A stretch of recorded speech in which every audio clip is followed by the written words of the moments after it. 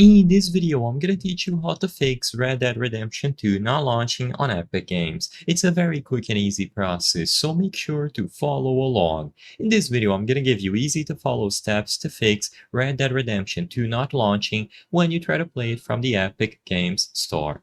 Now, you will notice that first, I don't own it at the moment. I want to apologize for this, but don't worry, all of the methods that I'm going to show you are still going to be used for Red Dead Redemption 2. I simply cannot show it with the game itself, so I'm going to demonstrate this process with Rocket League instead. But like I said, it is going to work as well for Red Dead Redemption.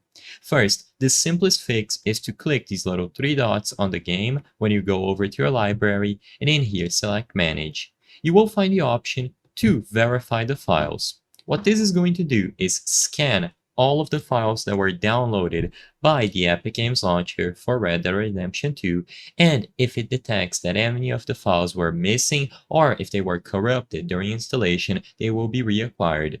As you might imagine, if any of those necessary files for the game to work were corrupted, they have to be reacquired, otherwise the game will simply refuse to launch. So this process is extremely fast, and if it fixes the issue by itself, you are ready to go.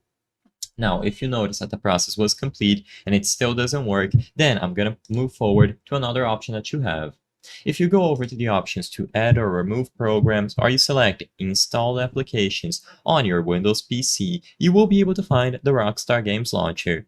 Usually, if this launcher updates, it could break some of the games that were downloaded through other launchers such as Epic Games or Steam. So what I recommend that you do here is that you find the Rockstar Games Launcher, click these little three dots, and then uninstall it.